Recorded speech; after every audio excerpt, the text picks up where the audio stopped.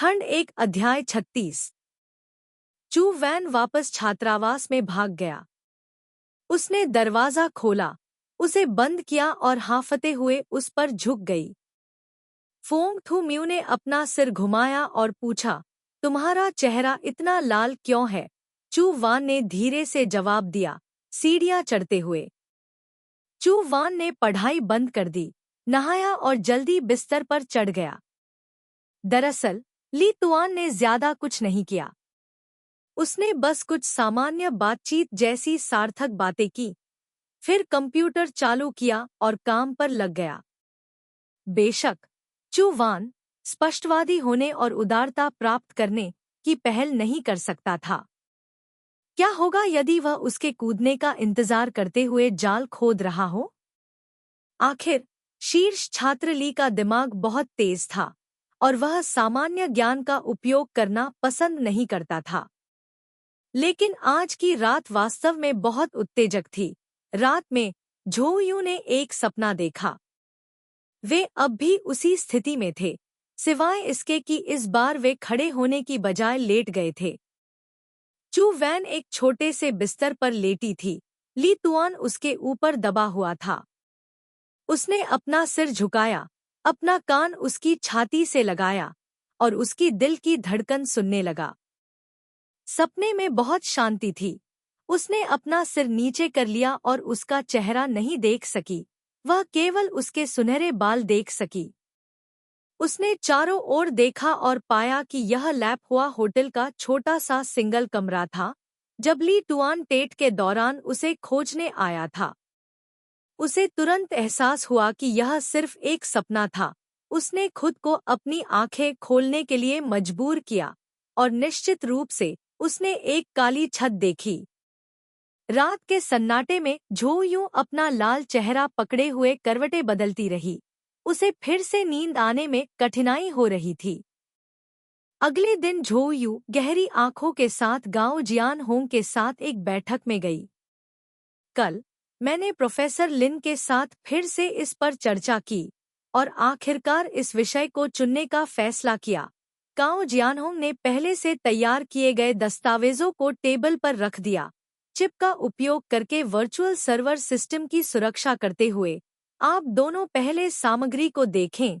झो यूं और वू मेंगक्सिंग ने एक एक टुकड़ा लिया और उसे देखने के लिए अपना सिर नीचे किया। अरे ली जुन, आप भी इसे देखने में हमारी मदद कर सकते हैं। काओ जियानहोंग ने झुककर शीर्ष छात्र ली को पुकारा। ली शुन। अरे, झो यून ने चुपके से अपना चेहरा उसके पीछे घुमा लिया।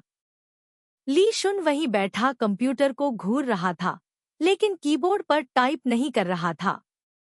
उसकी अभिव्यक्ति दूर थी, जैसे कि वह कुछ सोच रहा हो। काओ जियानहोंग ने उसे कई बार पुकारा, तब जाकर वह होश में आया। उसने नजर घुमाई और देखा कि झो यू ने जल्दी से अपना सिर दूसरी ओर घुमा लिया। ली शुन ने कुछ नहीं कहा, उसने इशारा किया और काओ जियानहोंग ने दस्तावेज उसकी ओर फेंक दिए। आज शुक्रवार है, परसों कॉन्सर्ट है। वह टिकट शायद लाई लैम के लिए खरीदा गया होगा। तो क्या तुम उसे ले जाओगे? उन्होंने दिन शांति से बिताया। शनिवार को झो यूं और गाओ जियानहोंग वू मेंगक्सिंग को प्रतियोगिता के विषय पर शोध करने के लिए प्रोफेसर लिन के कार्यालय में ले आए और दोपहर से ही कार्यालय में रुके।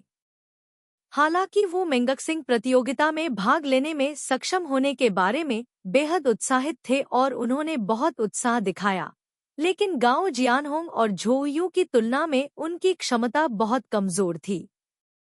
जब उसने मॉनिटरिंग लॉग को समझने की कोशिश की, तो उसे बहुत समय लगा। काओ जियानहोंग और प्रोफेसर लिन ने उसे सामग्री समझाई। झो यू एक तरफ बैठा था, ऐसा लग रहा था कि वह सुन रहा था, लेकिन वास्तव में उसका दिमाग पहले से ही कहीं और भटक रहा था।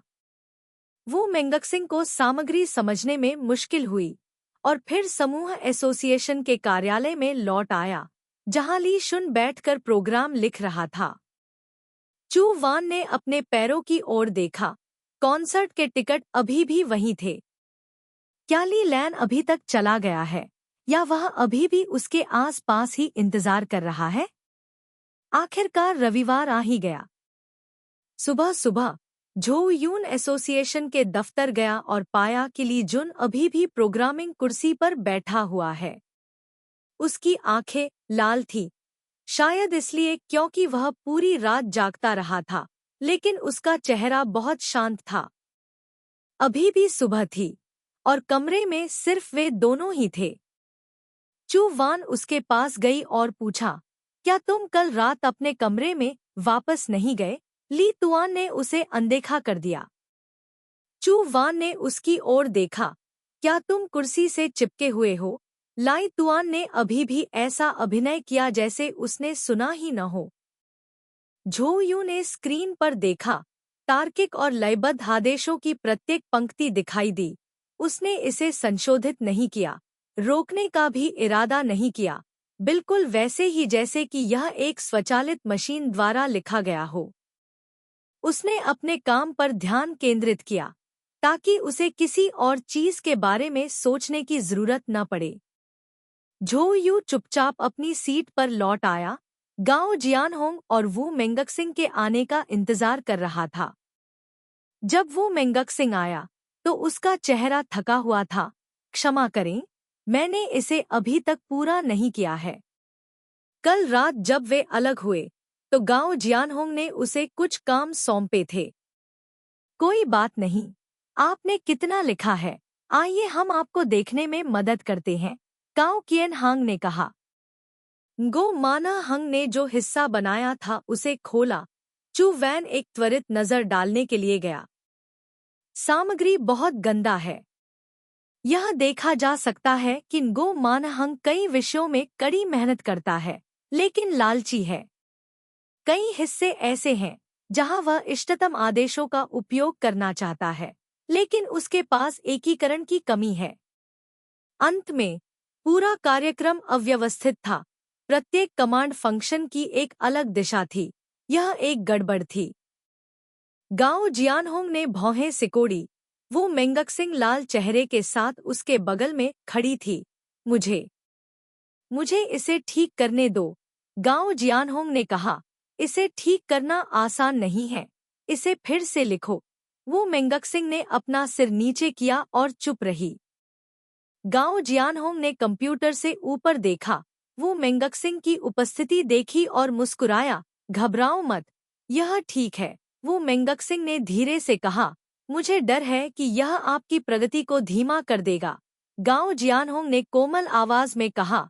यह आपकी क्षमता की समस्या नहीं है, यह सिर्फ इतना है कि आप जटिल चीजें लिखना चाहते हैं। प्रोग्रामिंग को जटिल होने की जरूरत नहीं है।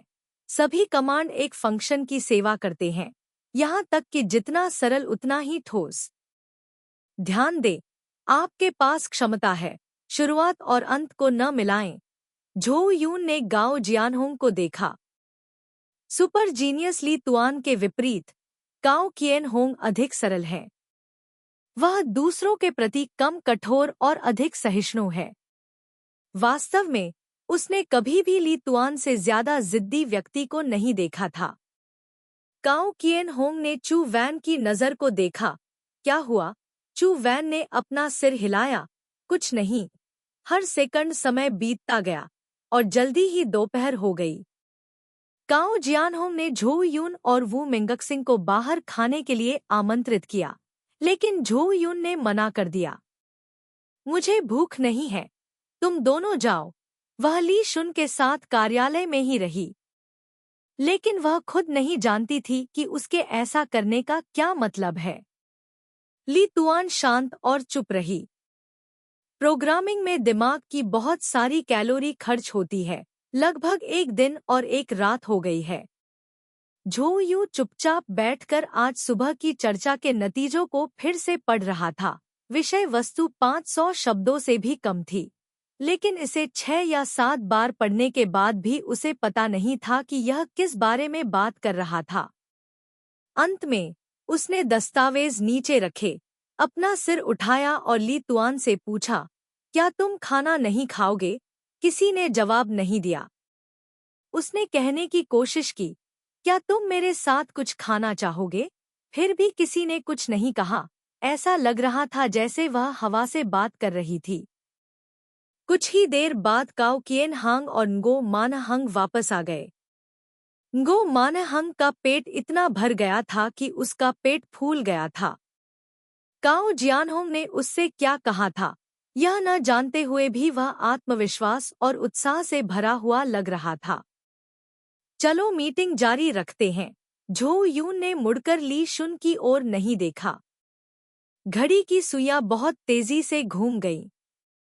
1 बजे, 2 बजे, 5 बजे, फिर 6 बजे। कॉन्सर्ट शाम को 8 बजे शुरू होगा। आपको 2 घंटे पहले स्टेडियम में पहुंचना होगा। तुम अब भी नहीं जाओगे? उसकी खामोशी अजीब थी। धीरे धीरे आसमान काला होता गया। पश्चिम में सूर्यास्त हो गया। गांव जियानहोंग और वू मेंगक्सिंग की चर्चा की आवाज बांस के जंगल में सूर्यास्त के साथ घुल-मिल गई। सरसराहट। अंत में झो यून ने अपनी चीजें अपने बैग में रख ली। गांव जियानहोंग ने उसकी ओर देखा। क्या हुआ? झो यून ने धीरे से कहा, कल जारी रखना। थक गए? झो यून ने सिर हिलाया। गांव जियानहोंग ने अपना कागज और कलम समेटा और वू मेंगक्सिंग से कहा, तो यहीं रुक जाओ। वू मेंगक्सिंग ने जल्दी से कहा, मैं थकी नहीं हूँ, मुझे जारी रखने दो। झो यून ने मुड़कर सीधे ली जुन के सामने चली गई। उसने कुछ नहीं कहा और रुकी नहीं, बस केंद्रीय स्टेडियम से बैग लेने के लिए नीचे झुकी और जाने के लिए मुड़ गई। गांव जियानहोंग, जो पीछे था, ने यह दृश्य देखा और अजीब महसूस किया। वह कुछ पूछने वाला था जब उसे वू मेंगक्सिंग के सवालों ने बाधित कर दिया। जिस क्षण झो यू कक्षा से बाहर निकला, वह हाथ जो दर्जनों घंटों से कीबोर्ड पर टाइप कर रहा था, आखिरकार रुक गया और उसकी उंगली की नोक ने उसकी ठुड्डी को हल्के से खरोंच दिया। झो यू सीधे लिविंग एरिया के गेट की ओर भागा। फिर दक्षिण से उत्तर की ओर दौड़ेन, फिर उस सड़क पर उत्तर से दक्षिण की ओर दौड़ेन। उसने सड़क के किनारे सभी दूध चाय की दुकानों, कॉफी की दुकानों और केक की दुकानों की तलाशी ली, लेकिन देहाती कपड़े कहीं नजर नहीं आए।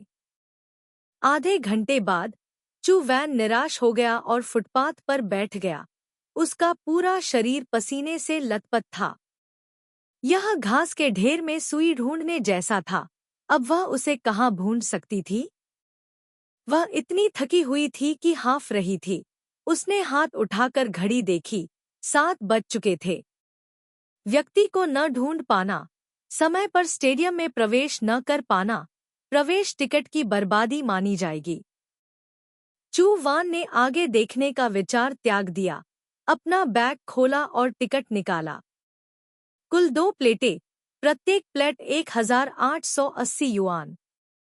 वह एक क्षण के लिए चुप रही, फिर जल्दी से अपने बैग में टिकट बिक्री विभाग से संपर्क करने का तरीका ढूंढने लगी, ताकि पता चल सके कि क्या वह टिकट वापस कर सकती है। हालांकि जब उन्होंने अपना बैग खोला तो उन्हें टिकट कार्यालय से संपर्क करने का कोई रास्ता नहीं मिला, बल्कि एक कागज का टुकड़ा उसमें से गिर गया। चू वैन ने अखबार उठाया और उसे पढ़ा। उसमें लिखी बातें बहुत सरल थीं। थाई फू होटल, कमरा 408। जब तुम वापस आओ तो यात्रा खर्च के लिए मुझे ढूंढना। हे भगवान, मैं जा रहा हूँ। दुनिया घूम रही थी। चू वैन का सिर दर्द कर रहा था। वह अतीत में बुद्ध के हाथ की हथेली में सुन वुकोंग के दर्द को समझ रही थी। वह उठकर खड़ी हो गई। अपने पिता की कब्र का भुगतान करो। कागज पर लिखी प्रत्येक पंक्ति को देखकर चू वान उस इत्मीनान की कल्पना भी कर सकता था जब ली तुआन ने लिखने के लिए अपनी कलम नीचे रखी होगी।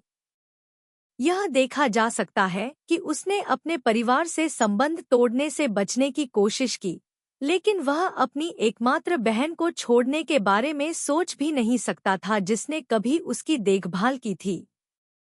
चू वैन के समय पर आने से उसे कुछ छोटे मोटे कामों में मदद मिल सकती थी। दरअसल ऐसा नहीं है कि वह इन छोटे मोटे कामों में उसकी मदद नहीं कर सकती थी, लेकिन अगर मैं कुछ कह भी दूं तो मुझे ऐसा क्यों करना है? चू वैन ने गुस्से में अपने पैर पटक दिए। एक बूढ़ी औरत जो एक बच्चे के साथ चल रही थी, ने असंतोष से उसकी ओर देखा। उसने अपनी घड़ी देखी। केवल 20 मिनट बचे थे। निश्चित रूप से समय नहीं था, लेकिन अगर सब कुछ ठीक रहा तो बहुत देर नहीं होगी। उसने तुरंत एक कार पकड़ी। थाई फू होटल। ड्राइवर हैरान रह गया। थाई फू, 5 मिनट आगे बढ़ो और तुम वहां पहुंच जाओगे। हम आगे कहीं और जाएंगे। मैं नीचे तुम्हारा इंतजार करूंगा। ड्राइवर ने गैस पर पैर रखा और पहुंच गया। झोयू कार से बाहर निकल गया। पीछे मुड़कर यह कहना नहीं भूला, तुम्हें मेरा इंतजार करना होगा। लिफ्ट 5वीं मंजिल पर रुकी। झोयू सीधे सीढ़ियों से ऊपर गया और कमरे 408 में भाग गया। जोर से दरवाजा खटखटाया। ली लैन, क्या तुम यहाँ हो? कुछ सेकंड बाद दरवाजा थोड़ा सा खुला। ली लैन ने डरते हुए बाहर देखा। सफाई करने की कोई जरूरत नहीं है, मैं खुद ही सफाई कर सकती हूँ। तुम्हारा कमरा कौन साफ करेगा? चू वैन ने दरवाजा खोला, उसे पीछे खींचा और एक हाथ से खुद की ओर इशारा किया। यह मैं हूँ। क्या तुम्हें मेरी याद है, ली लैम? तुम? चू वैन ने उसकी देरी देखी थी और उसके जवाब का इंतजार किए बिना उसने उसे बाहर खींच लिया। चलो, मेरे पीछे आओ। ली लैम ने उसे वापस खींचने की कोशिश की। तुम क्या कर रही हो? तुम मुझे कहाँ ले जाना चाहती हो? तुम क्या करने की योजना बना रही हो? चू वैन, बस मेरे पीछे आओ। नहीं, नहीं, मुझे मत घसीटो। जैसा कि हर दिन काम करने की उम्मीद थी, ली लैम का शरीर दुबला पतला था, लेकिन उसकी ताकत बहुत मजबूत थी। झो यून चाहे जितना भी खींचतान करे, वह हिलती नहीं।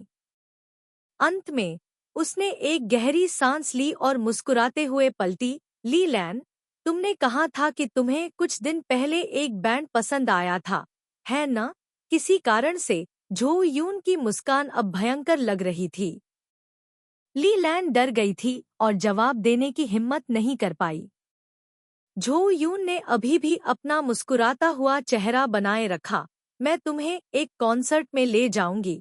ली लैन दंग रह गई, फिर तुरंत अपना सिर हिलाया। कोई जरूरत नहीं। कॉन्सर्ट महंगे होते हैं। नहीं, चू वान ने अपना हाथ हिलाया। यह बिल्कुल भी महंगा नहीं है। मुझे एक मुफ्त टिकट मिला है, न जाना दुख की बात होगी। खंड 1 अध्याय 37। जब झो यूं और ली लैन केंद्रीय स्टेडियम में पहुंचे तो 8:30 बज चुके थे। उसने अपना टिकट निकाला और उसे चेक करने ही वाली थी कि अचानक उसकी कलाई पीछे खींच ली गई। उसने अपना सिर घुमाया और देखा कि ली लैम की लाल आंखें गेट पर लटके बड़े पोस्टर को घूर रही थी। ये वे हैं, ली लैम ने कहा। उस समय मेरा छोटा भाई मुझे उनका प्रदर्शन देखने ले गया था। झो यूं दंग रह गया और उसने भी पोस्टर पर नजर डाली।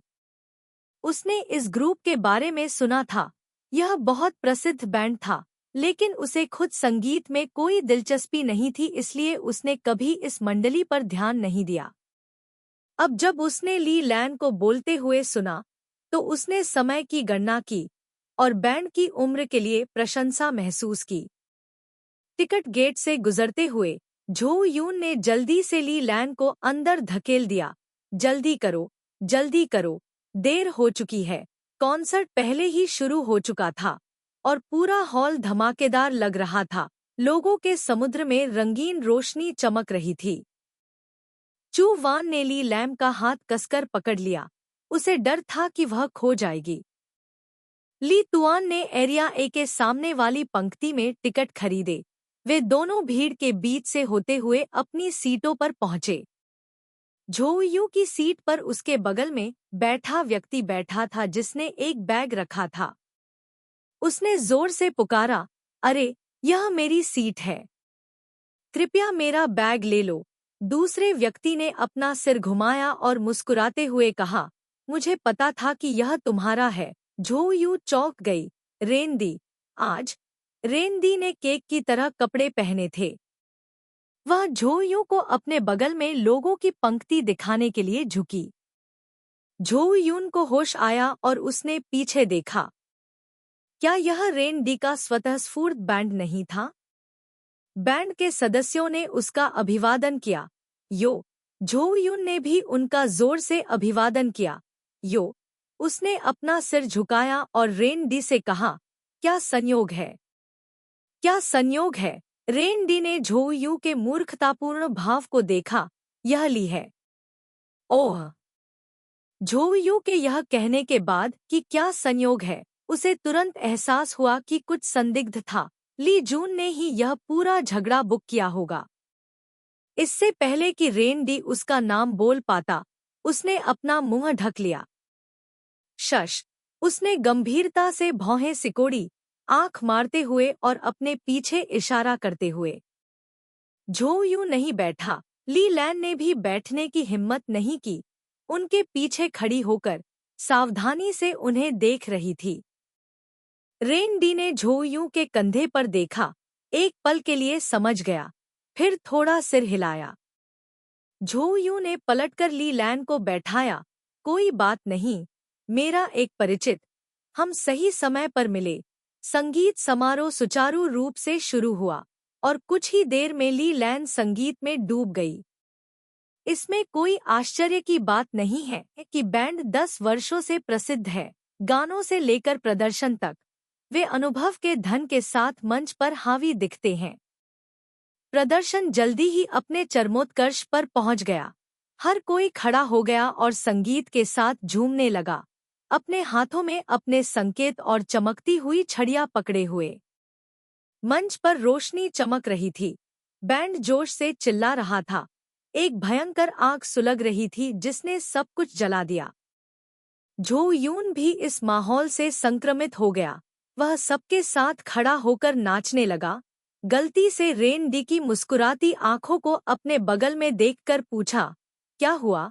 रेंडी के होठों के कोने मुड़े हुए थे, उस पर चिल्लाते हुए, सावधान रहो, झो यून। क्या? रेंडी, उस राक्षस से तंग मत हो। वे मंच के करीब थे। झो यून आवाज से हिल गया। मुझे भी यह नहीं चाहिए। मुझे क्या करना चाहिए? रेंडी ने झो यून की गंभीर अभिव्यक्ति देखी क्योंकि उसने अपनी राय पूछी थी, इसलिए उसने उसे खींच लिया, अपना सिर पीछे झुकाया और जोर से हंसा।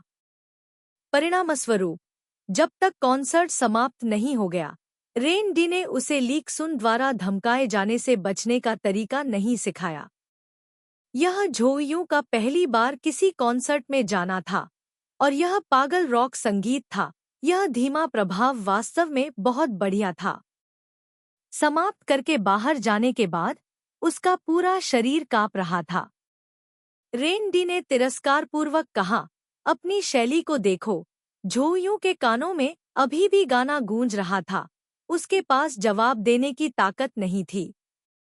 उसने ली लैन से कहा, चलो, मैं तुम्हें घर ले जाऊंगी। वापस आते समय ली लैन ने झो यून को 200 बार धन्यवाद दिया। झो यून कॉन्सर्ट से इतनी हैरान थी कि उसे उल्टी आने लगी। वह उसे चुप रहने के लिए कहना चाहती थी, लेकिन अंत में उसने फिर भी कहा, मुझे धन्यवाद देने की कोई जरूरत नहीं है, ली लैन, मैं जाने वाली हूँ। मैंने वास्तव में कभी नहीं सोचा था कि मैं जाने से पहले यह शो देख पाऊंगी। झो यून का हाथ जो उसके मंदिर पर दबा रहा था, रुक गया। जाओ? तुम कब जा रही हो, ली लैन? आज रात की ट्रेन टिकट। झो यून ने देखा, तुम यह अभी क्यों कह रही हो? क्या तुम समय पर स्टेशन पहुंच पाओगी? ली लैन ने अपना सिर नीचे किया। पहले दिन जब मैं आई, तो मेरे छोटे भाई ने मेरे लिए पहले से ही वापसी का टिकट खरीद लिया था। उसने मुझे पैसे दिए और नहीं चाहता था कि मैं यहाँ रहूं। उसकी आवाज बहुत धीमी थी, लेकिन अभी भी समय है। मैं अपना सामान पैक करने के लिए समय पर वापस आ जाऊंगी। बेशक यह समय पर है। चू वैन ने व्यंग्य किया। उसके छोटे भाई ने जो सिस्टम बनाया था वह वास्तव में माउंट ताई जितना ही ठोस था। थाई फू होटल में लौटते हुए ली लैम अपना सामान लेने के लिए ऊपर चली गई। चू वैन उसे ट्रेन स्टेशन ले जाना चाहती थी, लेकिन ली लैम ने मना कर दिया। कोई जरूरत नहीं, तुमने मेरी बहुत मदद की है। ली लैम ने झोयू को एक बड़ा बैग दिया। यह मूल रूप से कुछ ऐसा था जो मैंने अपने छोटे भाई के लिए लाया था, लेकिन उसे इसकी आवश्यकता नहीं है। मेरे पास आपको धन्यवाद देने के लिए कोई पैसा नहीं है, इसलिए आप इसे रख सकते हैं। वह शर्म से झोयू पर मुस्कुराई। तुम बहुत अच्छे हो। मैंने शुरू में सोचा था कि यहाँ हर कोई बहुत डरावना है। वास्तव में मैं भी बहुत डरावनी हूँ, बड़ी बहन। चू वान ने मना नहीं किया, बल्कि उसे लेने के लिए आगे बढ़ा। बस कलाई पर लटका हुआ लगभग नीचे गिर गया। यह भारी क्या है? क्या तुम्हें वाकई मेरी जरूरत नहीं है कि मैं तुम्हें स्टेशन तक ले जाऊं? ली लैम ने जोर देकर कहा। कोई जरूरत नहीं है। झो यूं भी थक गया था। उसने चुपके से अपने दिल में ली शुन से कहा, ऐसा नहीं है कि मैंने उन्हें विदा नहीं किया, बल्कि ऐसा है कि उन्होंने मुझे उन्हें विदा नहीं करने दिया। वह लाई लैम को टैक्सी में ले गई, फिर हाथ हिलाकर अलविदा कहा। चू वैन ने घड़ी देखने के लिए हाथ उठाया। 11 बज चुके थे। छात्रावास का गेट बहुत पहले ही बंद हो चुका था। रेन डी के स्टूडियो में जाएं? अभी बहुत दूर जाना है। उसने कुछ देर सोचा और आखिरकार रात के लिए एसोसिएशन के दफ्तर में ही रुकने का फैसला किया। ली लैम ने उसे जो बैग दिया था वह बहुत भारी था। वह उसे उठा नहीं सकती थी, इसलिए उसने उसे जमीन पर घसीटा। थोड़ी देर बाद मेरी बाहें थक गईं, इसलिए मैं आराम करने के लिए फूलों के बिस्तर पर बैठ गया। उसने बैग खोला और तुरंत ही उसे दुर्गंध महसूस हुई। बदबू से चू वैन का सिर और भी दुखने लगा। उसने अपना गुस्सा दबाते हुए भौहें सिकोड़ी और अंदर देखने लगी। क्लैम और मछली से भरे थैले में पानी का एक थैला भी है। शायद पानी का यह थैला पिघली हुई बर्फ थी। अब जबकि गर्मी थी, अगर हम इसे समय पर नहीं संभालते तो सभी ताजे झींगे और मछलियां खराब हो जातीं। चू वान ने कुछ देर तक चुपचाप देखा, फिर थैले को कैफेटेरिया के कूड़ेदान में फेंक दिया। वह चलते समय अपना सिर पीछे की ओर घुमा रही थी। उसे अपराध बोध हो रहा था। चू वैन प्रयोगशाला भवन की ओर चली गई और दूर से उसने देखा कि एसोसिएशन के कार्यालय की लाइटें अभी भी जल रही थी। इस समय केवल ली तुआन ही यहाँ हो सकता था। चू वान तुरंत वहां नहीं गया, बल्कि कुछ देर तक दरवाजे पर खड़ा रहा, कुछ सोचने की कोशिश कर रहा था, लेकिन उसका दिमाग खाली था। अचानक उसे अपने पीछे से इग्निशन की हल्की आवाज सुनाई दी। वह इस ध्वनि से बहुत परिचित थी। पहली रात जब उसने इसे खरीदा तो उसने अनगिनत बार इसका अभ्यास किया। चू वान ने अपना सिर घुमाया, टिमटिमाती आग देखी। ली तुआन दालान की दीवार से सट गया, अपने मुंह से सिगरेट निकाली। पहले ही वापस आ गए। वह तिरस्कारपूर्वक मुस्कुराया। शायद यह आपकी आदत है, चू वैन ने मन ही मन सोचा। जब वह कंप्यूटर के सामने काम कर रहा होता था और गंभीर मुद्रा में रहता था, तब को छोड़कर बाकी समय उसके चेहरे पर हमेशा ऐसे ही चंचल भाव रहता था। हालांकि सभी मुस्कुराहटें खुशी का इजहार नहीं करती। चू वान ने सिर हिलाया। ली तुआन ने उसे ऊपर से नीचे तक देखा। महाराज, यह बहुत कठिन रहा है। चू वान चुप था। यह तुम्हें किसने दिया? वह जवाब देने ही वाली थी कि अचानक उसे याद आया कि नाम डिच ने कॉन्सर्ट में उससे क्या कहा था, उस राक्षस को अपने ऊपर हावी मत होने दो। यह सही है। उससे बहस करने का मतलब था उसके जाल में फंसना। चू वैन ने उसे अनदेखा करने का फैसला किया, पलटा और ऑफिस में चला गया। खुद से सोच रहा था कि आज रात नहा न पाना वाकई असहज था। अरे, चू वैन रुक गया, लाई तुआन के अपने शानदार विचार को बोलने का इंतजार करते हुए। वैसे भी उसने तय कर लिया कि आज रात चाहे ली तुआन उसे कितना भी चिढ़ाए, वह निश्चित रूप से बहस करने की जहमत नहीं उठाएगी। मेरे पीछे आओ। चू वान ने पलट कर देखा, ली तुआन पहले ही मुड़कर चला गया था। आपने अभी तक सहमति नहीं दी है। ली तुआन की पीठ को देखते हुए वह थोड़ी देर के लिए झिझकी, जब तक कि वह आकृति गायब होने वाली नहीं थी। उसने आह भरी और उसका पीछा किया। गर्मियों की रात गर्म और उमस भरी थी। चू वान ने ली तुआन का पीछा किया। वह अभी भी अकेला था लेकिन शांत और साफ था। इसकी तुलना में चू वैन बहुत अधिक जर्जर दिख रहा था।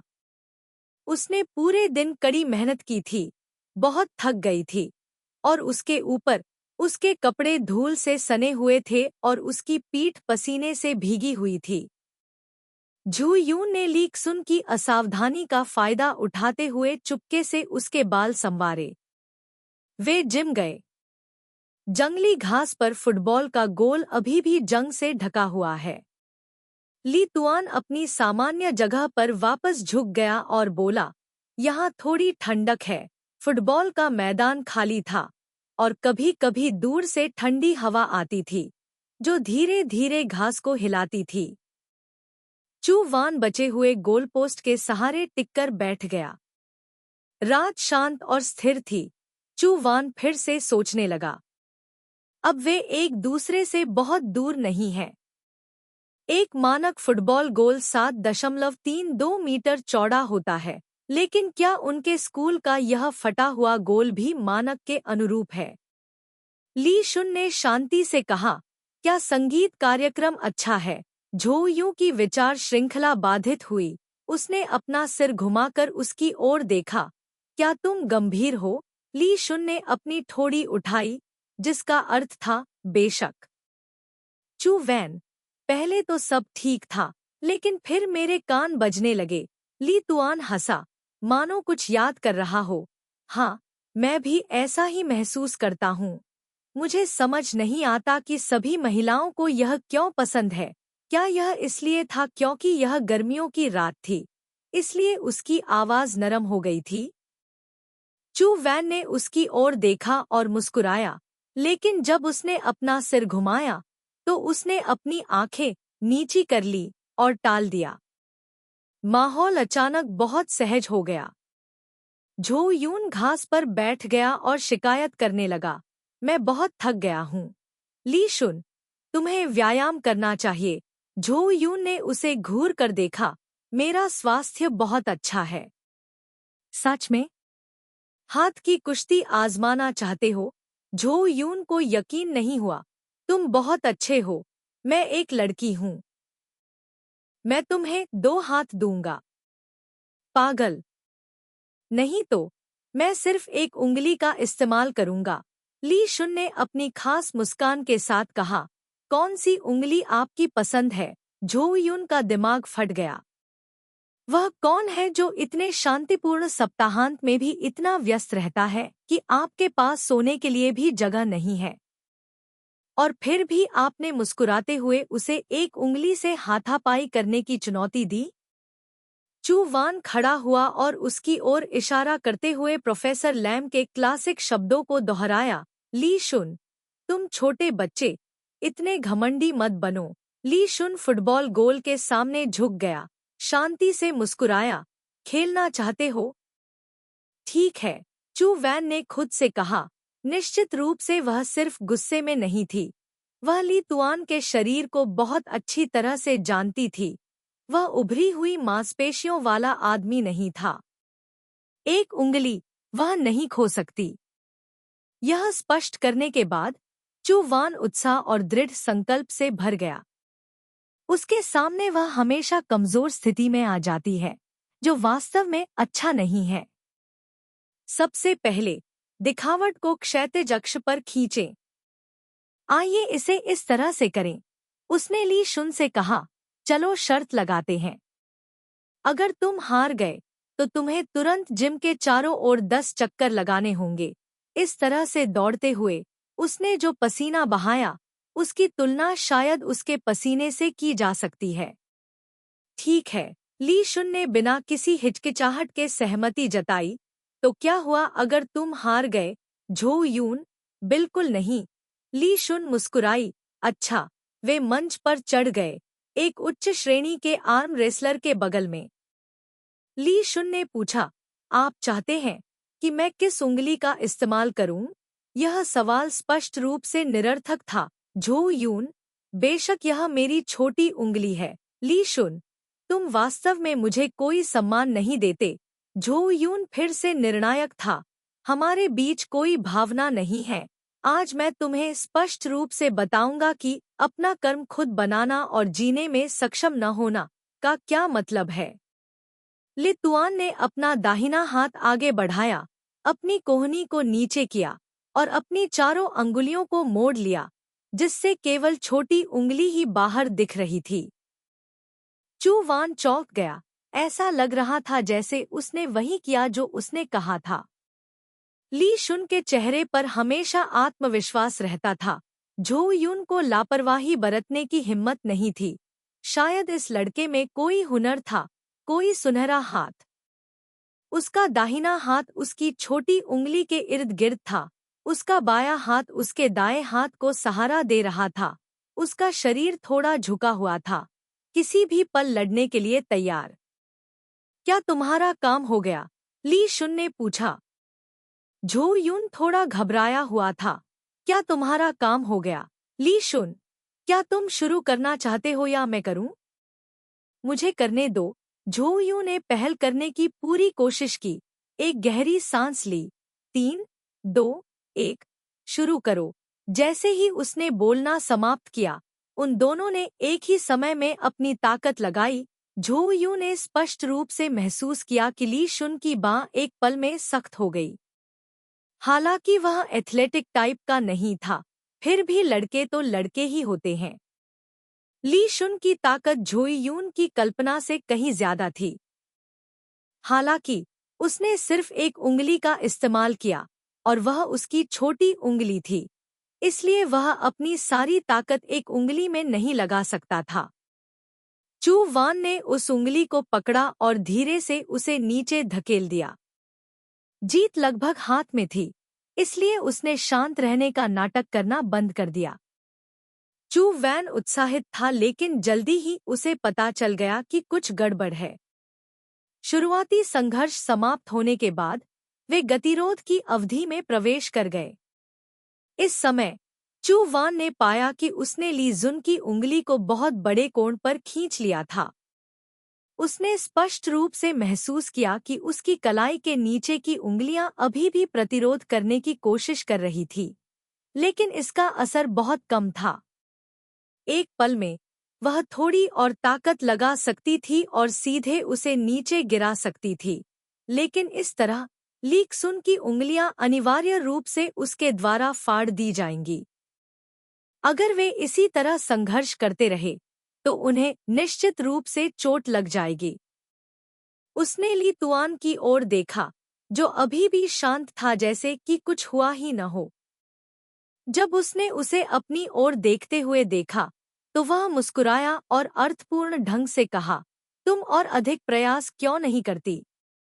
धिक्कार है। ऐसे महत्वपूर्ण क्षण में चू वान को अचानक एक प्राचीन कहानी याद आ गई।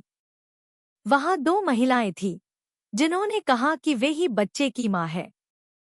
जिला मजिस्ट्रेट ने उन दोनों को बच्चे की एक एक बाह खींचने को कहा। जो भी उसे अपनी ओर खींच लेगा, बच्चा उसी को मिलेगा। परिणामस्वरूप एक महिला ने उसे बीच से खींचकर छोड़ दिया, लेकिन जिला मजिस्ट्रेट ने फैसला सुनाया कि बच्चा उसका है। कारण यह है कि एक जैविक मां अपने बच्चे को चोट पहुंचाने का दिल नहीं करेगी। चू वान ने अपनी छोटी उंगली को कसकर पकड़ लिया और मन ही मन सोचने लगा कि दोनों में से किसकी उंगली किसकी है। उसे इस दर्द के बारे में क्यों नहीं पता था। कुछ सेकंड के बाद चू वैन को अचानक अपनी छोटी उंगली की नोक कांपती हुई महसूस हुई। क्या तुम्हें चोट लगी? वह चौंक गई। बिना सोचे समझे उसने तुरंत हाथ छोड़ दिया। ली तुआन ने शांति से अपना हाथ वापस खींच लिया, उसे अपनी जेब में डाल लिया और आत्मसंतुष्ट होकर कहा, क्या मैंने नहीं कहा था कि हमारे बीच कोई भावना नहीं थी? आप पहले ही लाभ उठा चुके हैं और आप अभी भी एक दूसरे को चिढ़ा रहे हैं। चू वान पलटा और चला गया। ली तुआन ने पीछे से आवाज लगाई, तुम हारने की सजा स्वीकार नहीं कर रहे हो? मैंने तुम्हें अभी तक शर्तें भी नहीं बताई हैं। चू वान में अब और ताकत नहीं बची थी और गुस्से से उसके मुंह से झाग निकल रहा था। उसके शरीर में दो संघर्ष एक दूसरे से भयंकर रूप से लड़ रहे थे, उसकी बुद्धि को जला रहे थे। उसने धीरे से अपना सिर घुमाया और ठंडी मुस्कान के साथ कहा, तुम कहो। वह अभी भी उसी स्थिति में झुका हुआ था जैसे पहले था, अपना सिर झुकाकर उसे देख रहा था। उसके नाजुक चेहरे के चारों ओर अंधेरा था। वह भी मुस्कुराया, राजकुमारी, मुझे गो मान हंग की स्थिति दो। खंड 1 अध्याय 38। चू वैन बहुत देर तक स्तब्ध रहा, फिर उसे समझ में आया कि इस वाक्य का क्या मतलब है। तुमने कहा था कि तुम प्रतियोगिता में भाग लेना चाहते हो? हाँ। चू वैन थोड़ा उलझन में था, लेकिन उससे पहले, यह तुम नहीं थे। मैंने अपना विचार बदल दिया। ली शुन ने खिंचाव लिया। इतना तनाव लेने की कोई जरूरत नहीं है। सही समय आने पर थोड़ा आराम कर लो। झो यून ने उसके खिंचाव की हरकतों को देखा। एक बार फिर उसे एहसास हुआ कि सामान्य लोग वास्तव में उसकी लय के साथ नहीं चल सकते। पहले तो भाग न लेने की बात ने उन्हें लंबे समय तक परेशान किया, लेकिन अब भाग लेने की बात ने उन्हें खुश और दुखी दोनों महसूस कराया। ली लैन ने जो कहा उसे याद करते हुए झो यून ने एक और सवाल पूछा। सच में? ली शुन ने सिर हिलाया। झो यून ने भौहें सिकोड़ी। आपने पहले ऐसा क्यों नहीं कहा? वो मेंगक्सिंग पहले ही भाग ले चुका है। ली शुन, आपको उस पर ध्यान देने की जरूरत नहीं है। आपको बस यह कहने की जरूरत है कि आप सहमत हैं या नहीं। यह बहुत अच्छा नहीं है। वैसे तो यह कहा जा सकता है कि गो माना हंग और ली तुआन की ताकत बिल्कुल अलग है, लेकिन कोई बात नहीं। दूसरा व्यक्ति पूरे दिल से समर्थन करने आया था। वह पुल पार करने से पहले कैसे पीछे हट सकता था? लेकिन चू वान ने चुपके से ली तुआन के निचले शरीर को देखा। चाहे कुछ भी हो, वह उसकी जांघ को गले लगाना नहीं छोड़ना चाहती थी। जब चू वैन अपने भीतर के तनाव से जूझ रही थी, तब ली तुआन उसके सामने चला आया, अपने हाथ अपनी जेबों में डाले और थोड़ा नीचे झुका ताकि उसकी आंखें उसकी आंखों के बराबर हों। चू वैन ने मन ही मन सोचा, क्या आपने अपना शॉवर जेल बदल दिया है? इस बार इसमें अंगूर की खुशबू है जो थोड़ी तीखी है। क्या पुदीने की वह बोतल खत्म हो गई है?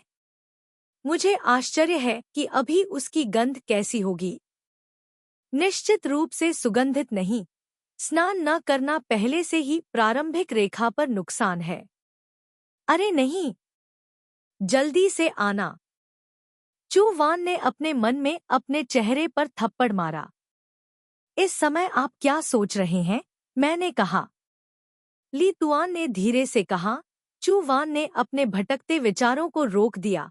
आपको इस बात की परवाह करने की जरूरत नहीं है कि गो मान हंग क्या सोचता है। नहीं, आपको इस बात की परवाह करने की जरूरत है कि काओ किएन होंग क्या सोचता है।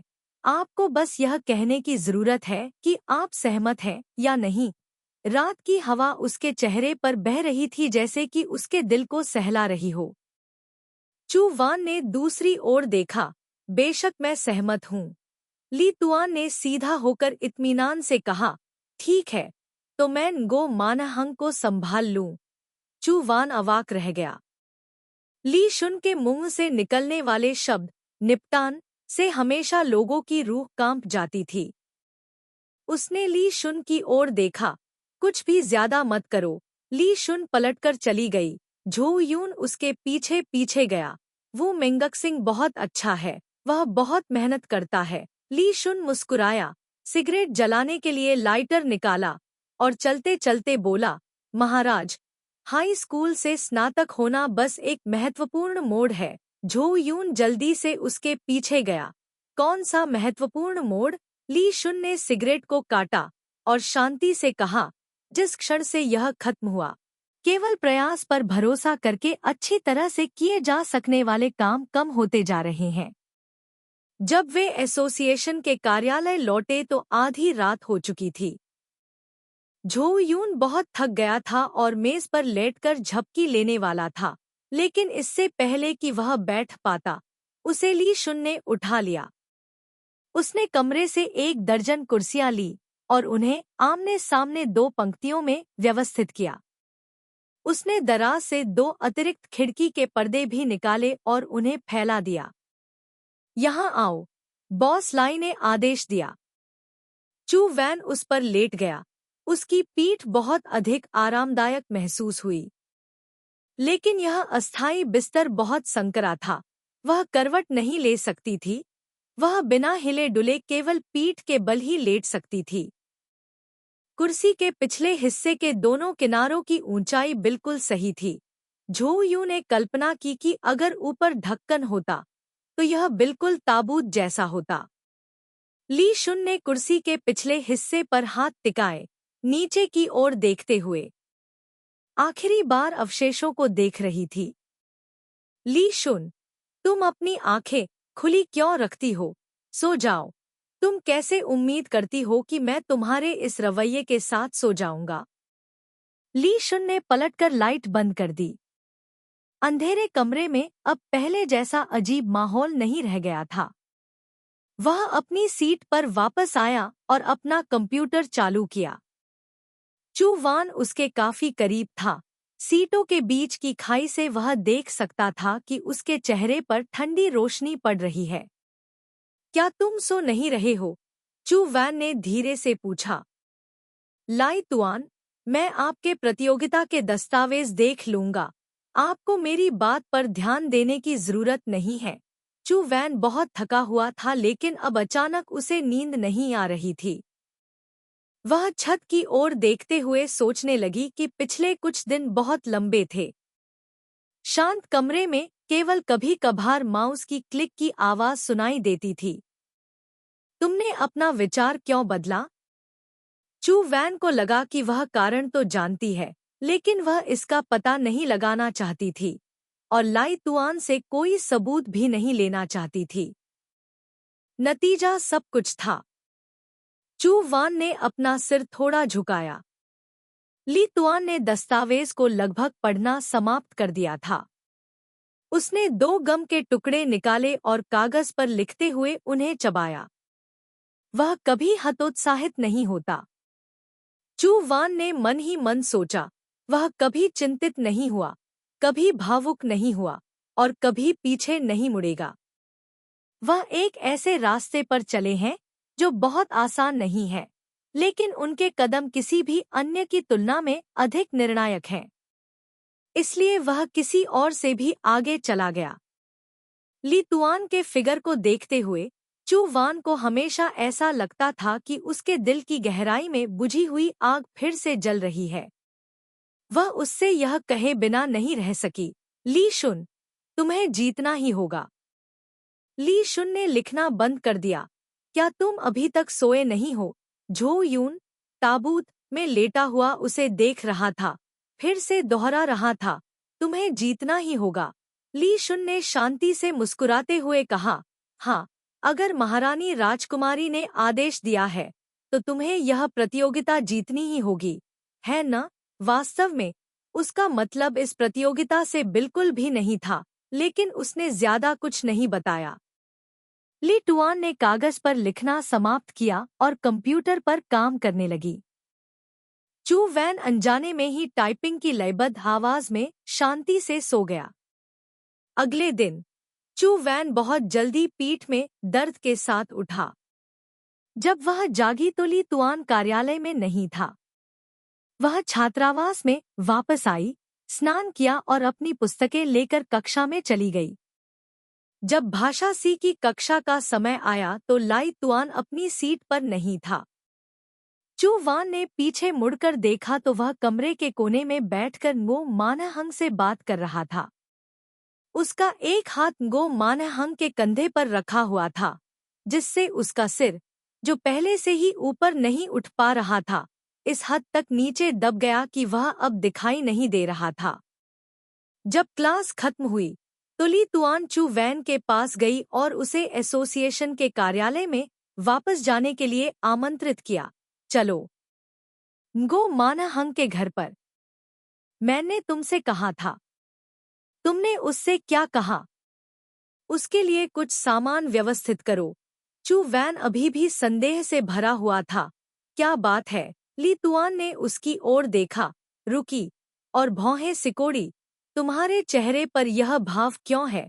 चू वैन ने खुद से सोचा, क्या मुझे चिंता नहीं है कि तुम कुछ बहुत ही अजीबोगरीब काम कर दोगी?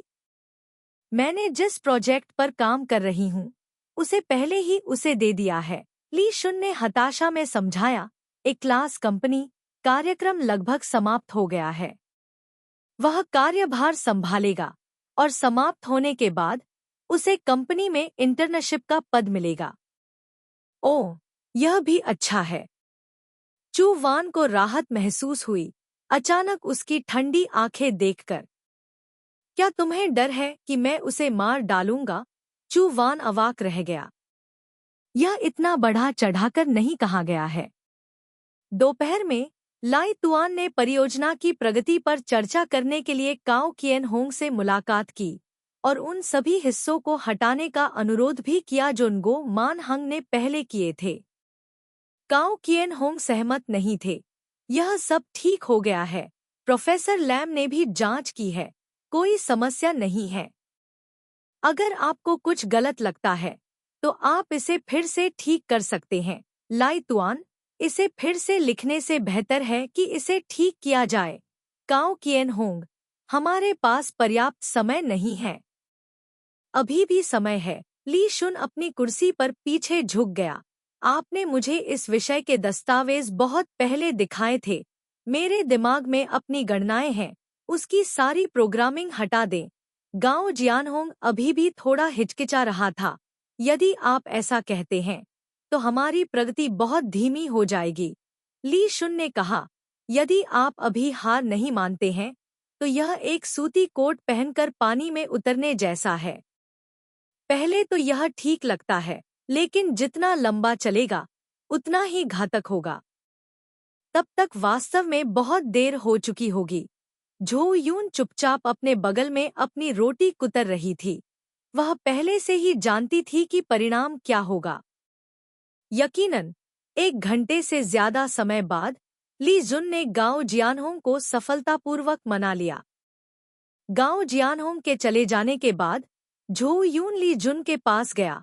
तुमने उससे जो कहा वह बहुत सही है। ली जुन ने कुछ भी कहने की जहमत नहीं उठाई।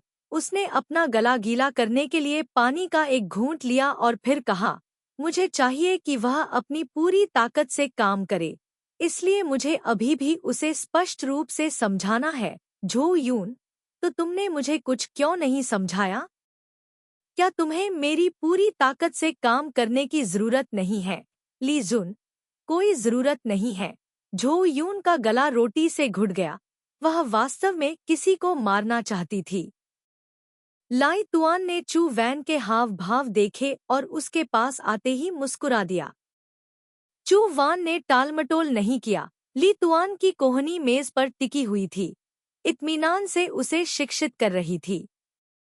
सिंहासन पर बैठकर आदेश देना, युद्ध की लूट पेश करने के लिए सैनिकों की प्रतीक्षा करना, एक राजकुमारी के रूप में आपको पीछे बैठकर इस सुनहरे कटोरे का आनंद लेने का अंदाज होना चाहिए। कितना पागल आदमी है। चू वान ने चुपके से घूर कर देखा। जैसे ही ली तुआन खड़ी हुई, उसका बड़ा हाथ उसके सिर पर दबा हुआ था। आलस से कह रहा था, अगर तुम डांटती रहोगी तो मैं तुमसे निपट लूंगा। चू वान ने अपनी गर्दन सिकोड़ ली। जिस जगह उसने दबाया था वहां हल्की झुनझुनी हुई। नया दिन शुरू हुआ। सब कुछ कक्षा में चला गया। ली तुआन की भागीदारी से प्रतियोगिता का विषय बहुत सुचारू रूप से आगे बढ़ा। प्रोफेसर लैम 2 बार आईं, उन्हें संक्षिप्त निर्देश दिए और फिर उन्हें अकेला छोड़ दिया। भले ही ली तुआन ने चू वैन को अपना राजकुमारी स्वभाव विकसित करने के लिए कहा था, फिर भी उसने पूरे मन से विषय पर ध्यान केंद्रित किया। हर दिन किताबें पकड़कर और कंप्यूटर पर पागलों की तरह काम करते हुए। लाई तुआन ने देखा कि चू वॉन पूरी रात जागता रहा। उसका चेहरा थका हुआ था, इसलिए उसने अपनी जीभ चटकाई और टिप्पणी की, वह वास्तव में निराशाजनक है। लेकिन वास्तव में चू वॉन अकेला रात का उल्लू नहीं था। एक बार उन्होंने इस विषय पर बहुत देर तक चर्चा की, इसलिए उन्हें रेन डी के स्टूडियो में ही रुकना पड़ा। आधी रात को झोउयू की नींद खुली और उसने देखा कि ली शुन दीवार के सहारे झुककर कोई प्रोग्राम लिख रहा था। वह वहां गई, लेकिन ली शुन बहुत ज्यादा ध्यान लगाए हुए था और उसने ध्यान नहीं दिया। वह एक और प्रोजेक्ट लिख रहा था। झोउयू को भी इस प्रोजेक्ट के बारे में पता था। अगर वे प्रतियोगिता में भाग नहीं लेते तो वे राजधानी से लौटने के बाद ऐसा करेंगे। अब चूंकि प्रतियोगिता ने झोउयू और गाओ जियान हांग का स्कूल के बाद का सारा समय ले लिया था, इसलिए केवल ली शुन ही प्रयास को बांट सकता था, इसलिए यह काम उसे ही करना था। क्योंकि चाहे जो भी हो, बैंड, प्रैक्टिकल सोसाइटी और वह घर, जहां वह कभी वापस नहीं लौटेगा, को हमेशा की तरह खर्च करने की जरूरत थी। चू वान दीवार से टिककर उसके बगल में बैठ गया। रात के अंधेरे में रेन डी के गिटार बजाने की तुलना में उसके कीबोर्ड की टैपिंग की आवाज ने उसे ज्यादा सहज महसूस कराया। तुम क्या कर रहे हो? ली जुन ने आखिरकार उसे नोटिस किया। वह अभी भी स्क्रीन को देख रहा था, मुस्कुरा रहा था। इस तरह चुपके से घूम रहा है। झोउयू चुप था और ली जुन ने भी ज्यादा कुछ नहीं कहा, अपना काम जारी रखा। वह एक क्षण के लिए स्क्रीन की ओर देखती रही, फिर अपनी नजरें उसके चेहरे पर घुमा ली। हल्की रोशनी ने ली तुआन की त्वचा पर एक हल्का सफेद रंग डाल दिया। चू वान घुटनों के बल बैठ गया और अचानक बोला, ली तुआन। हाँ? जब प्रतियोगिता समाप्त हो जाएगी तो तुम जो चाहो कर सकते हो। ली तुआन रुक गया और पीछे मुड़ गया। उन्होंने स्क्रीन की चमक कम कर दी, जिससे उनका चेहरा अविश्वसनीय रूप से चिकना दिखने लगा। उसने अपने होठों को सिकोड़ते हुए अर्थपूर्ण ढंग से कहा, तुम्हारे इस वाक्य की गहरी व्याख्या की जा सकती है।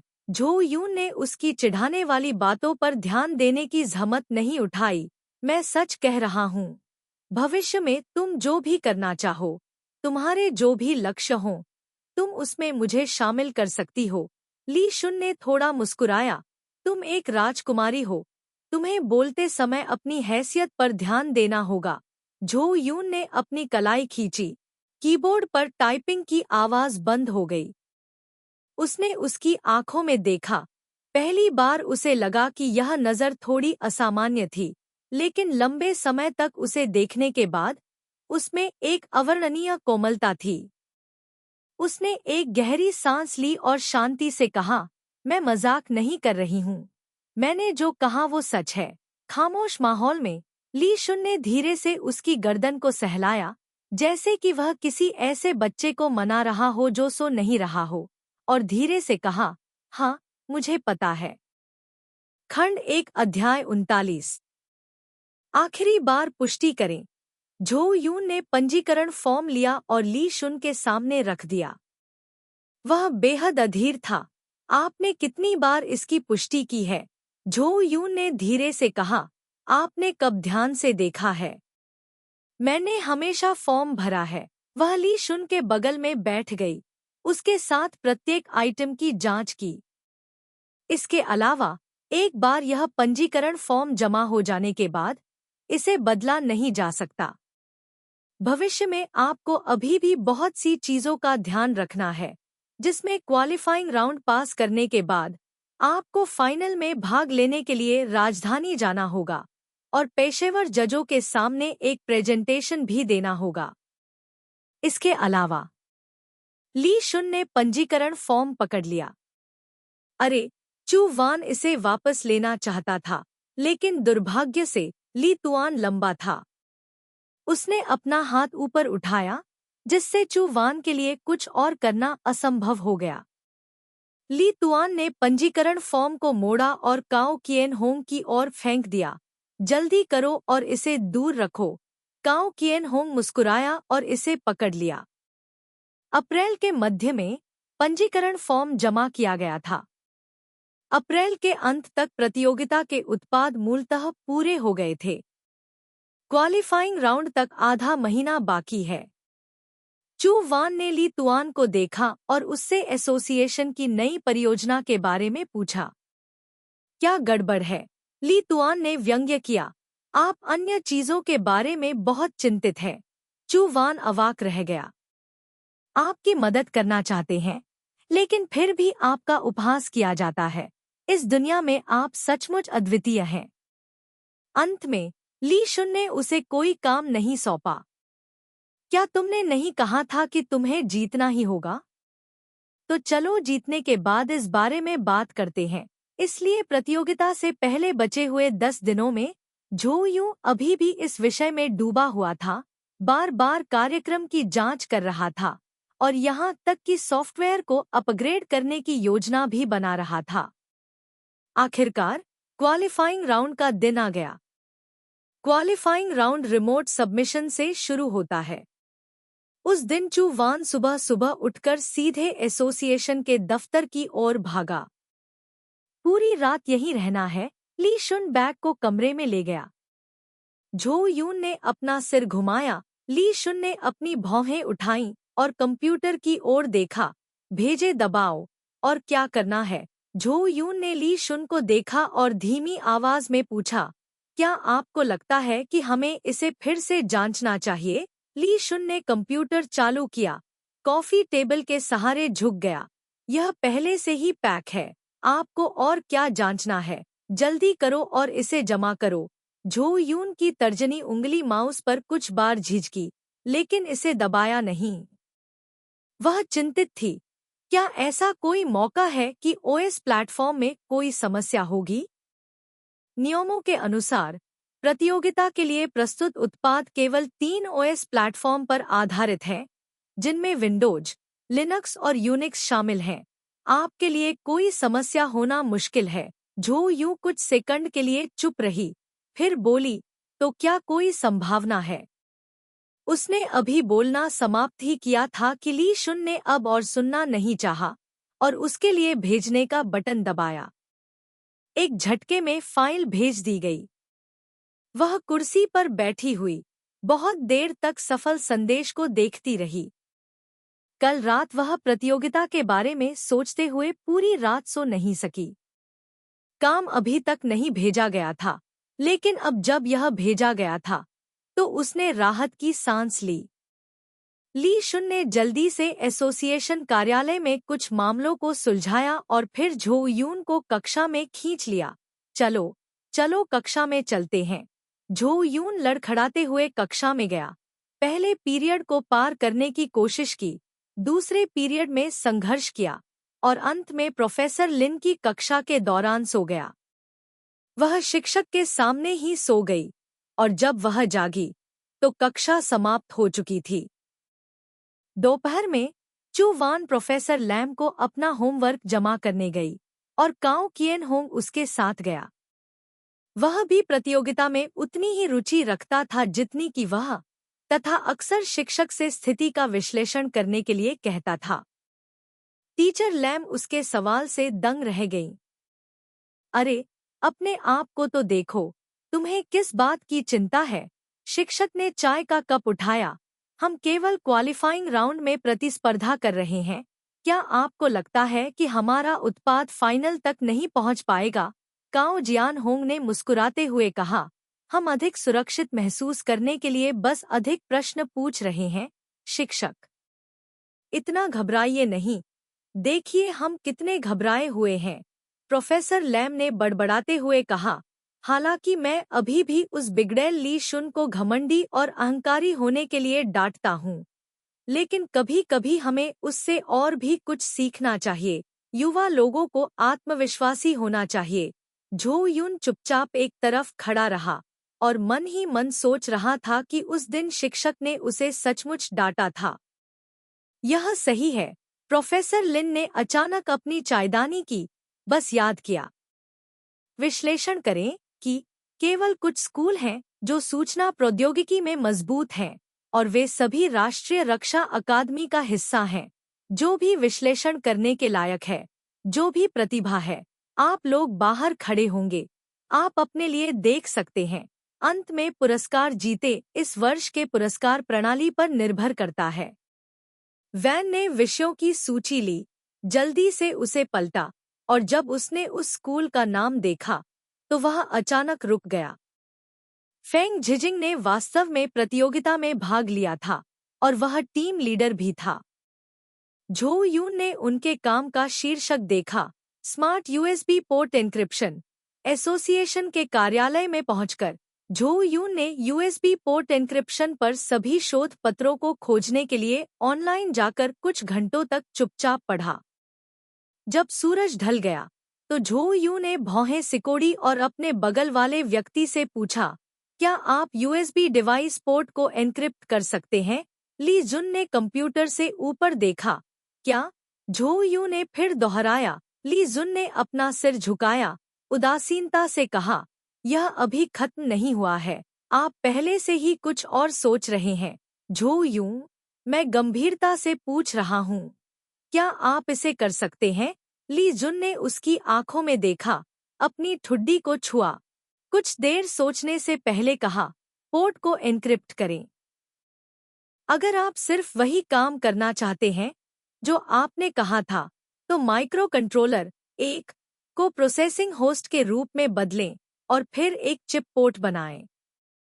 मैं हार्डवेयर में अच्छा नहीं हूँ, शायद मुझे सब कुछ जानने के लिए शोध करना पड़े, लेकिन अगर यह सॉफ्टवेयर है तो यह बहुत आसान है।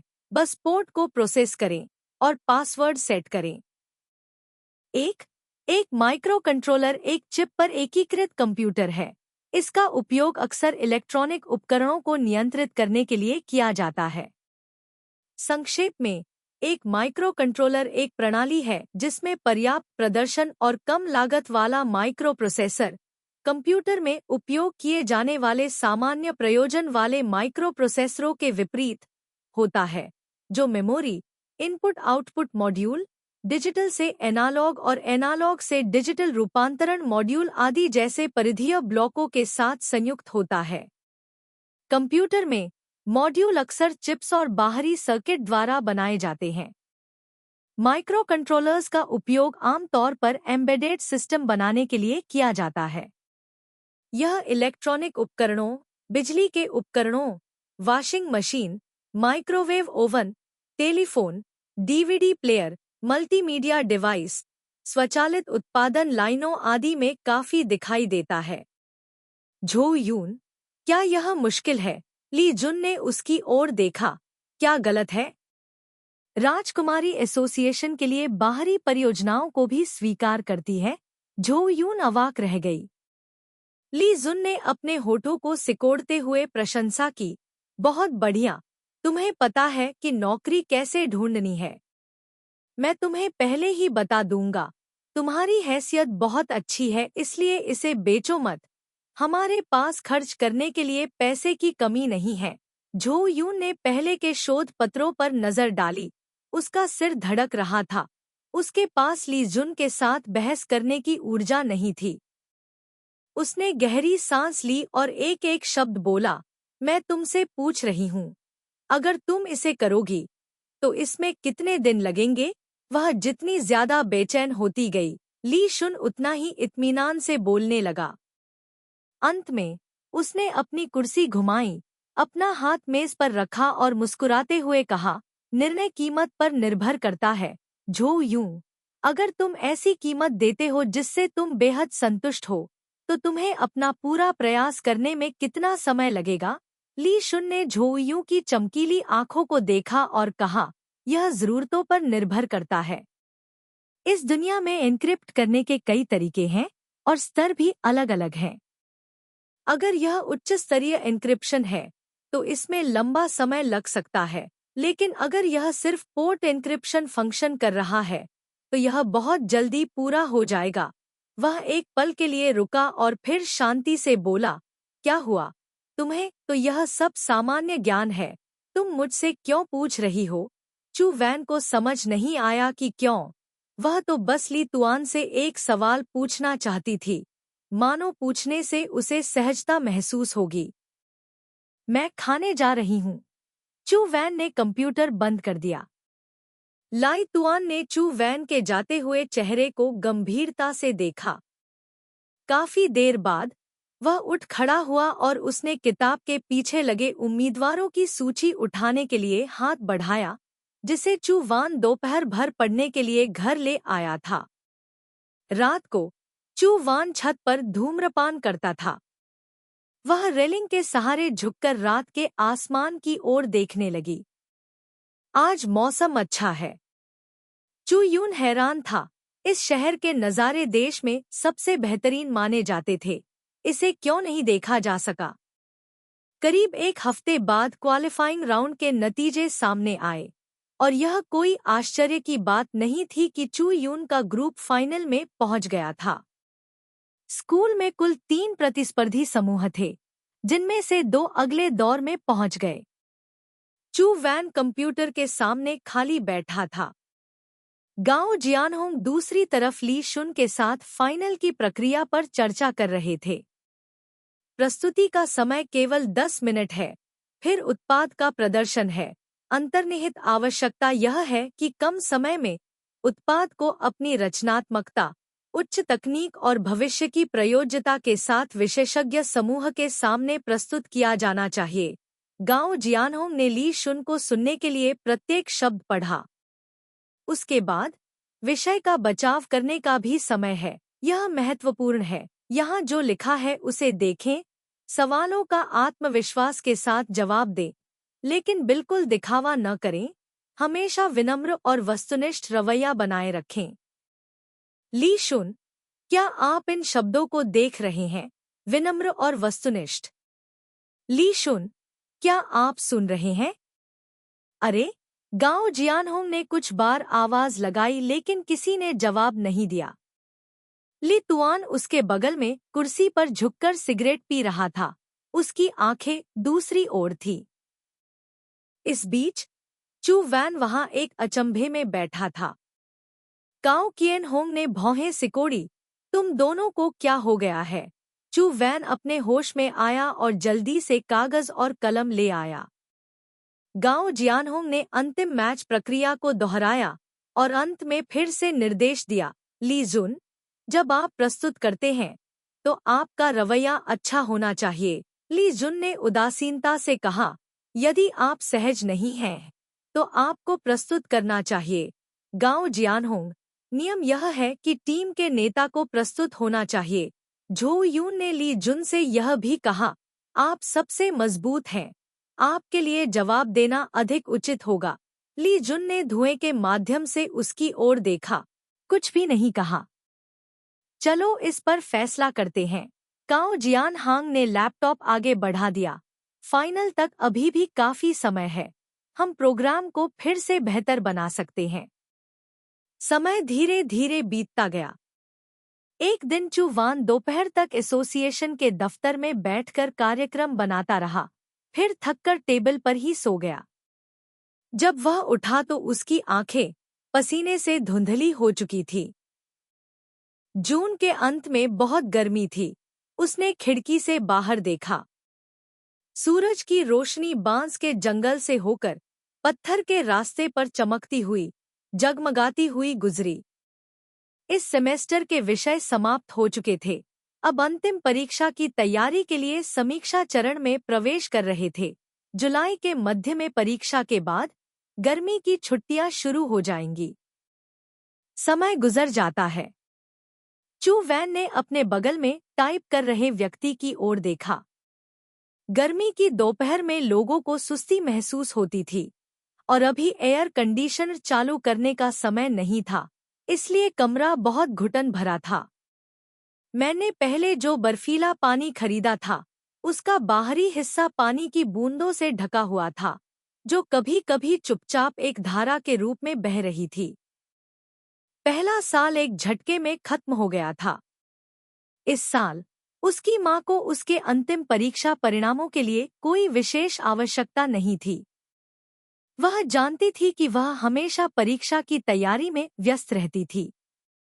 उसने कई बार पूछने के लिए फोन किया और चू वान ने अपनी मां से निश्चिंत रहने को कहा। वह निश्चिंत हो गई। उसने वह सब कुछ किया जो वह कर सकती थी। उसने अपना पूरा प्रयास किया और उसे विश्वास नहीं था कि वह फोम ची तिन्ह को नहीं हरा सकती। चूंकि फाइनल जुलाई के अंत में आयोजित किया गया था, इसलिए उन्हें गर्मियों की छुट्टी के बाद भी आधे महीने तक स्कूल में रहना पड़ा।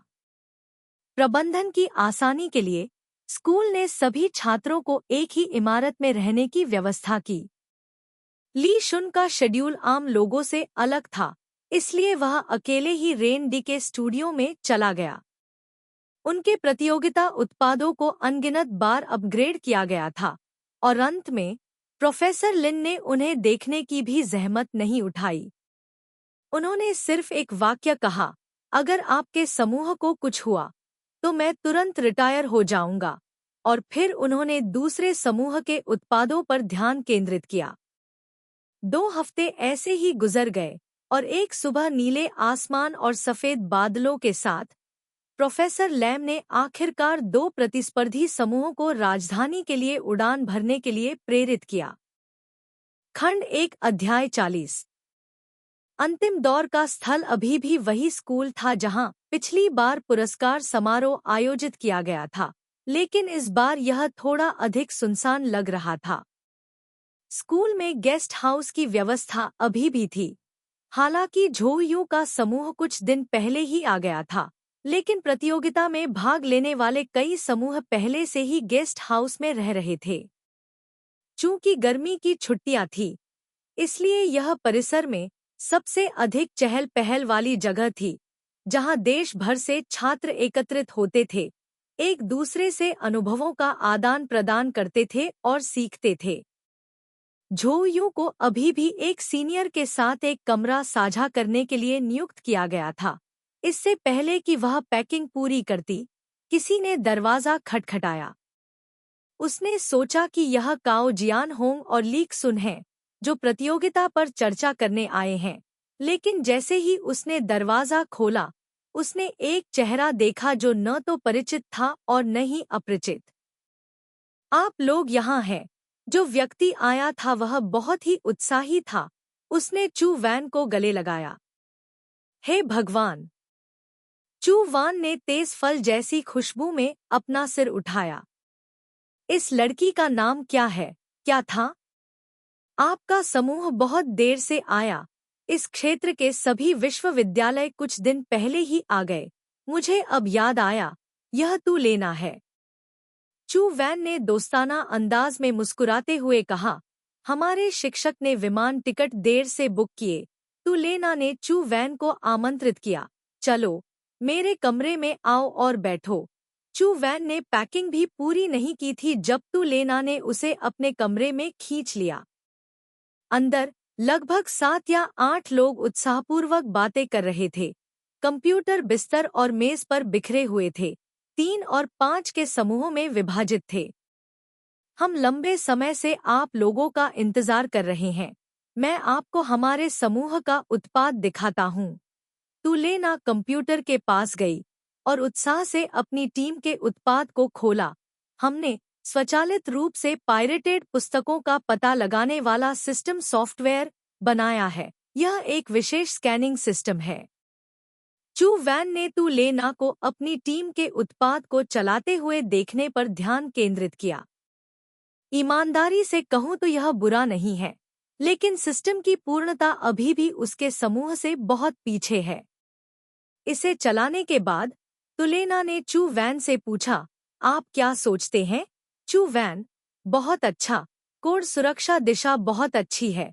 हमने अभी तक इसके बारे में नहीं सोचा है। तुलेना मुस्कुराई, लेकिन फिर भी आप लोगों जितना अच्छा नहीं है। वह एक तरफ झुक गई और ध्यान भटकते हुए पूछा, ली शुन कहाँ है? क्या वह यहाँ है? वह यहाँ है। वह कहाँ है? कमरे में। चू यून का ध्यान अभी भी कंप्यूटर पर था। जू लेना ने फिर कहा, उसे यहाँ बुलाओ, मैं तुम्हारे उत्पाद देखना चाहता हूँ। उससे कहो कि वह उन्हें पेश करे। चू यून थोड़ा शर्मिंदा हुआ, शायद वह सो रहा है।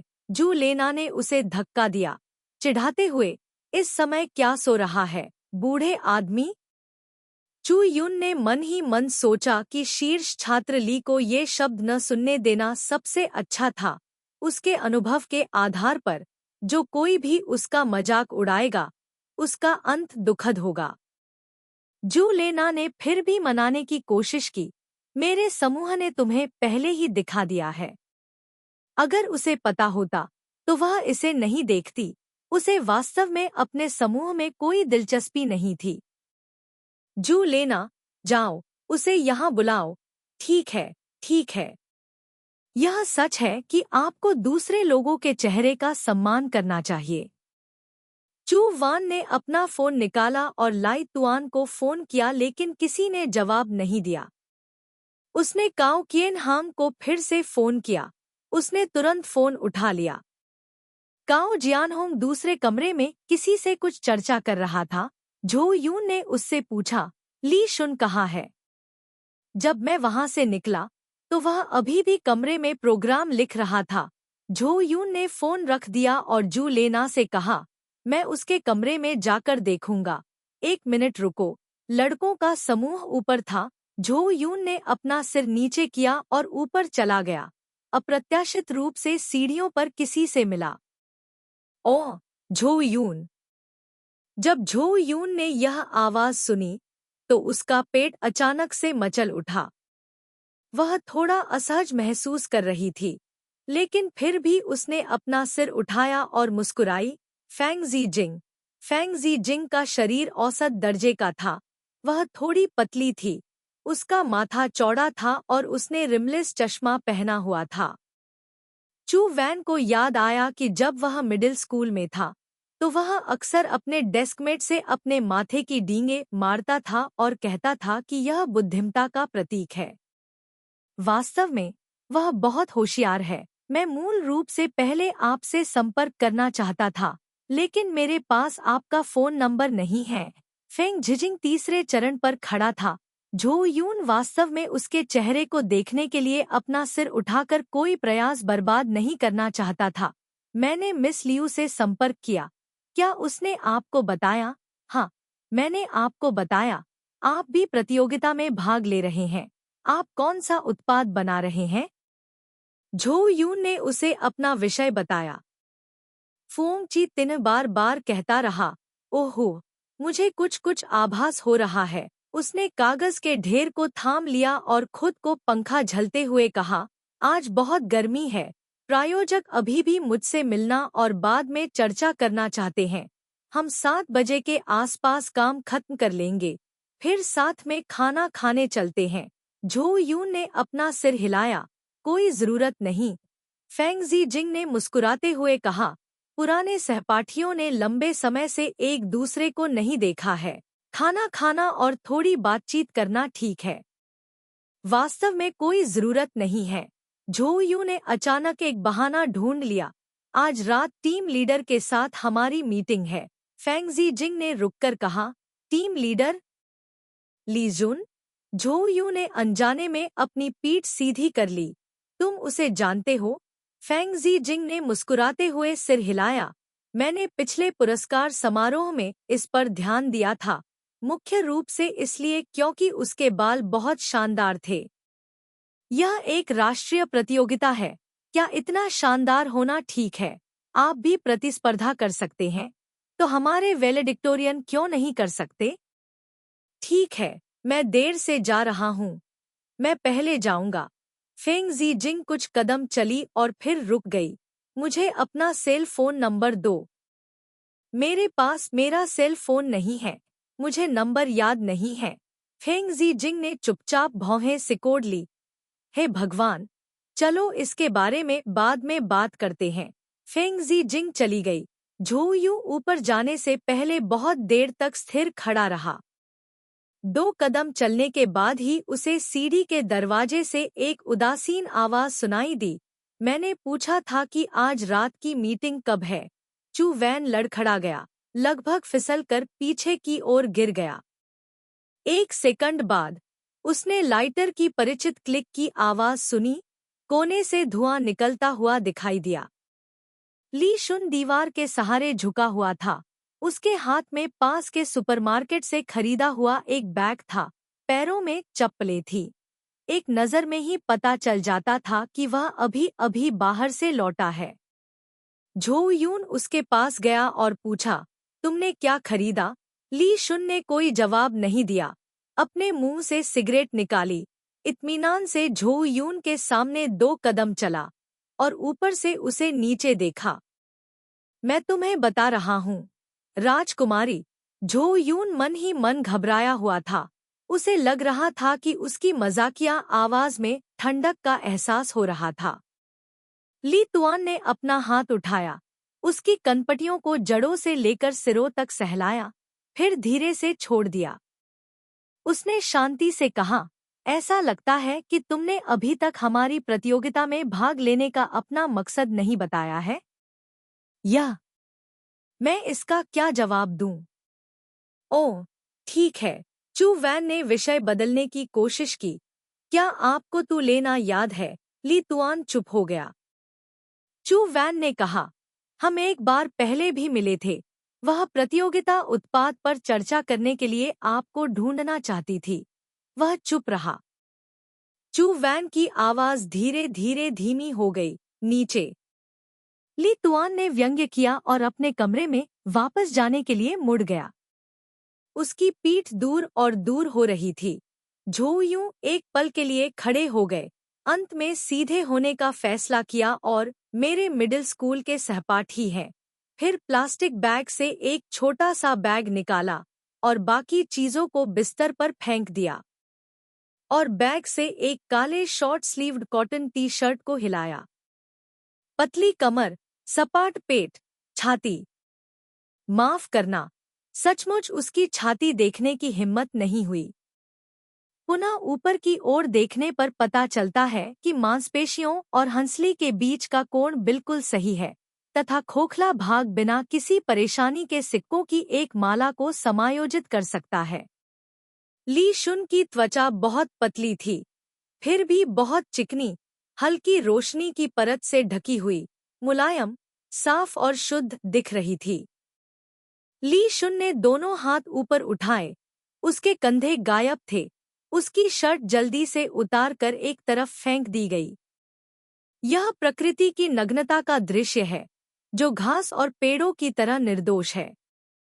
जब तक ली तुआन ने अपने कपड़े बदलना समाप्त नहीं कर लिया और सिगरेट को वापस अपने मुंह में नहीं डाल लिया, तब तक चू वैन की आत्मा अभी भी बहुत दूर उड़ रही थी। यह बहुत गर्म है, ली तुआन ने शिकायत की और फिर एयर कंडीशनर का तापमान कुछ डिग्री कम कर दिया। चू वान पूरी तरह से सहमत था। यह सचमुच बहुत गर्म है, सचमुच बहुत गर्म है, सचमुच बहुत गर्म है। उसने उस पल का फायदा उठाया जब ली तुआन ने अपनी सिगरेट बुझाई और अपने कॉलर को खींचकर खुद को पंखा झलने लगा और आराम से इधर-उधर देखने लगा। दोनों बिस्तरों की सफाई की तुलना करने पर नतीजे वाकई ज़मीन आसमान के थे। जिस सुबह वे आए, ली तुआन ने शायद झपकी ले ली थी, क्योंकि कंबल और गद्दा झुर्रीदार था और तकिया थोड़ा धंसा हुआ था।